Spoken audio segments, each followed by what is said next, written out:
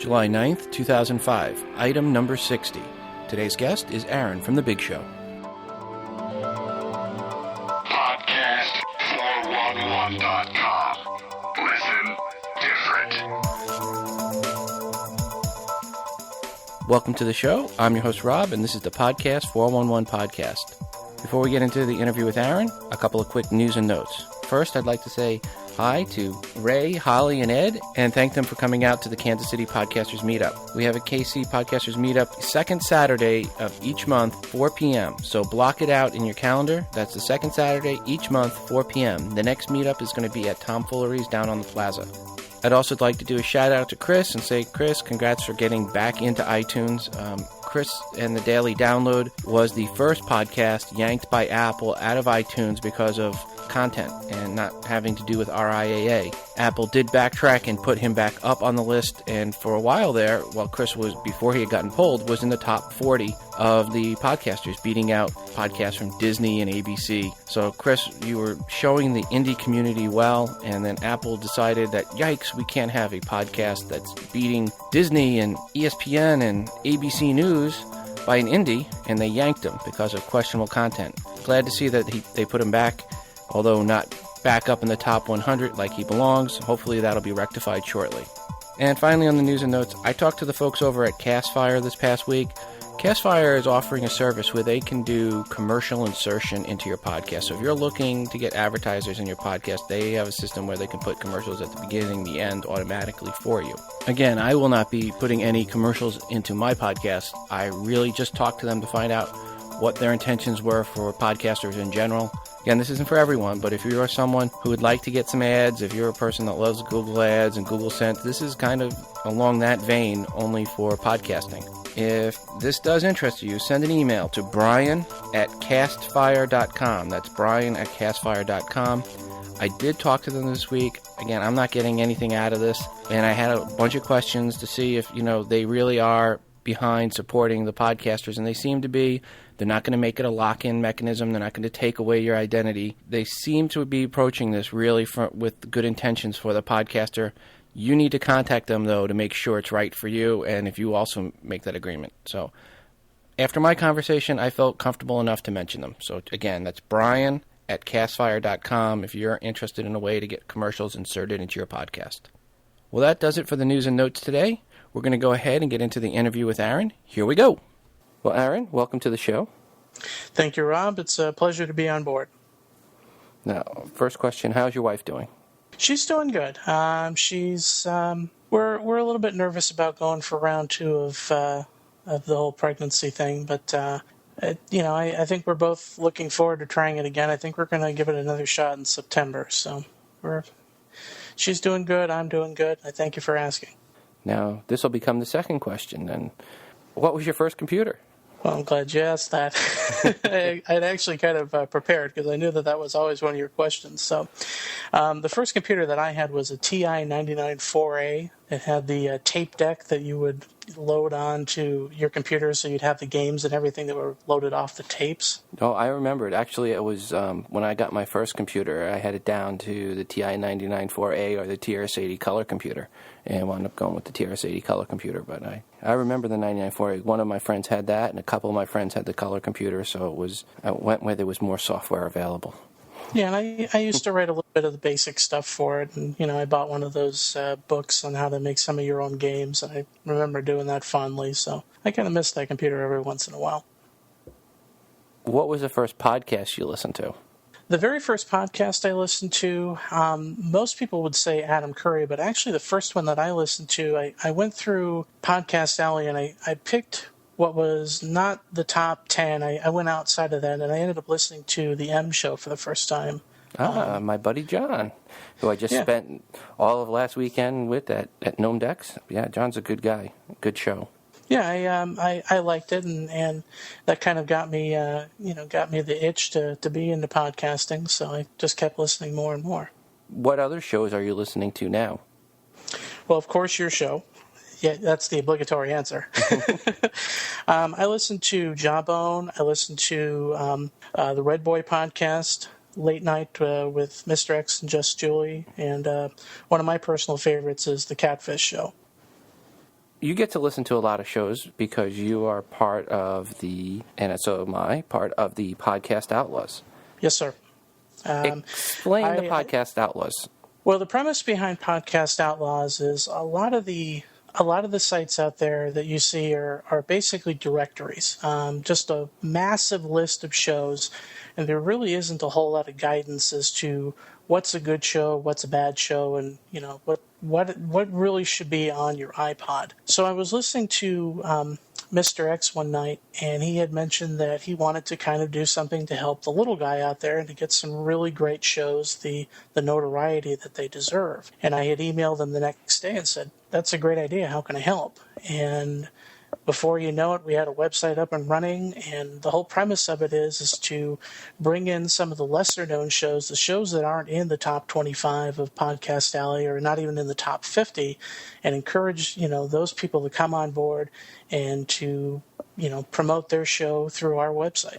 And we have gotten a lot of requests that come in because I know I can't keep up. I can't listen to everyone. Yeah, it's amazing the amount of shows that come in. I would say on a daily basis, I probably would listen to 2 shows every day that I haven't listened to before, and I would say 98% of them I either give a thumbs up to or that I've actually just turned on to them myself and ended up subscribing as well. Tell listeners who are the people inside the Podcast Outlaws, outside of obviously yourself and myself and Mr. X. Who are some of the others? Well, there's Len from Jawbone. There's also Matt from the Red Boy Podcast. We have Chris from the Martini Shot. Of course, the infamous Dan Class is on board. We've got Les from Zeldor's World. And we added Jimmy Jet just recently as well. And you're forgetting transmitters. We don't need no stinking transmitters. Oh, how could I forget the wonderful Craig Patchett? For all you that have ever heard that line, that is Craig actually doing that. Transmitters. We don't need no stinking transmitters. Well, now that we've talked about a lot of other podcasters, let's talk about your podcast. Okay. Well, the Big Show is a show that I do out of my home in Queen Creek, Arizona, and it's kind of a culmination of a lot of different things. That's the name of the Big Show, and it's kind of a mix of news with a little bit of comedy mixed in, because I think that the news is always worth laughing at sometimes. I throw in some interesting stuff about podcasting that you may not, unless you go through all the podcast channels, you may not know that those things are going on. So I make sure that people are aware of that. And, of course, talk a little bit about my personal life as well. What was it that made you choose this format? What was your influences to go this direction? Well, I wanted to try something that wasn't being done over and over and over. I mean, there's a lot of husband and wife podcasts out there. There's a lot of music shows that are out there. And there are some shows that even talk about the news. But I thought I would do something a little bit different and kind of incorporate a lot of different things so that you get a lot of different flavors in the same show. And who would you consider your influences that you kind of modeled your show after, outside of podcasting? Ooh, that's a good question. Definitely Jon Stewart. I would say of anybody that has influenced the way that I like to deliver the news, Jon Stewart by far is definitely the main influence. Of course, I grew up watching Saturday Night Live, so a lot of the news skits that they used to do were also kind of an influence behind that as well. When did you put up your first podcast? The very first podcast I had was actually just a little bit over a month ago. It's funny that you asked that because actually I just listened to it again for the second time. I haven't listened to it since then, but that was May 15th, if I recall correctly. So it's been just about a month and a half ago.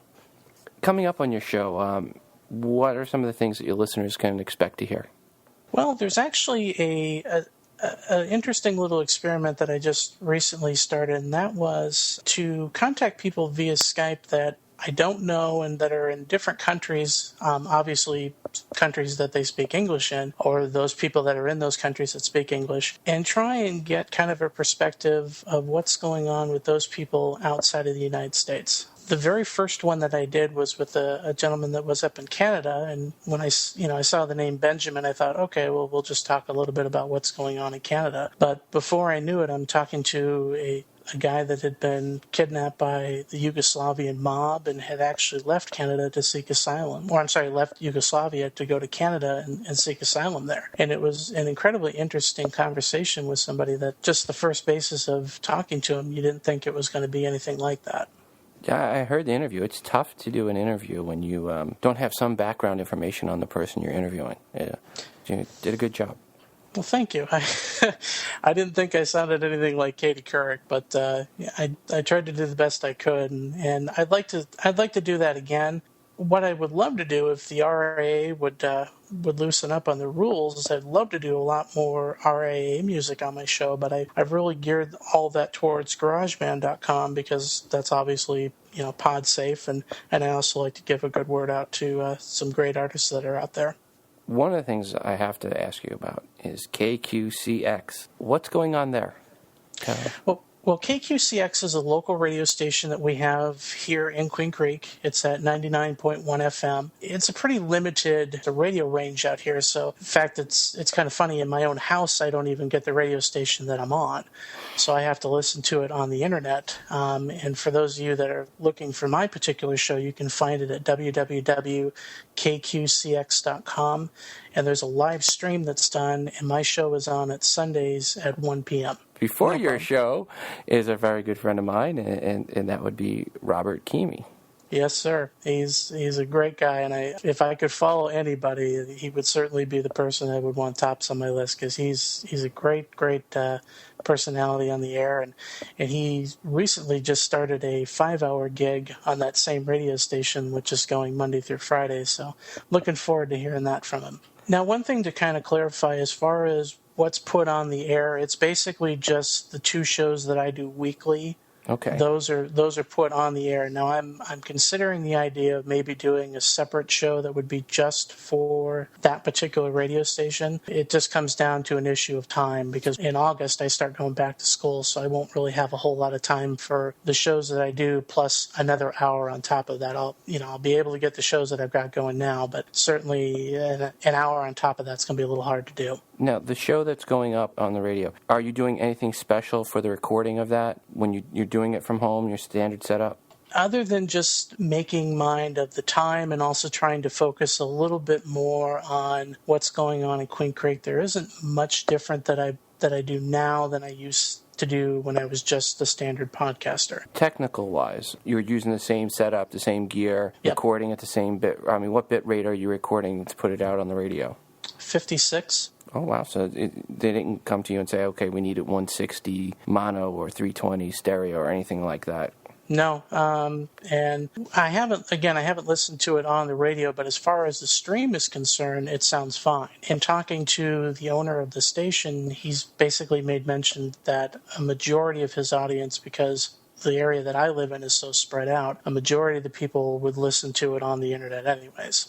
And Queen Creek is near what major city? The closest major city, we're kind of pressed up against Gilbert and Mesa. I'm to the east of Gilbert and to the south of Mesa. No, let's not forget this. Can you tell our listeners where to locate your website and podcast?